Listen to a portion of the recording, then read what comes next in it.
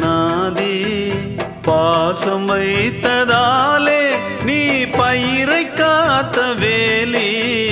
பயிரை காத்த போதும் வீண் பழியை சுமந்த நீதி சாமி வந்து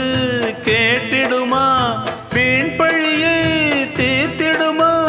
விண்ணுக்கும் மண்ணுக்கும் சம்பந்தம் உண்டுன்னு சொன்னது யாரு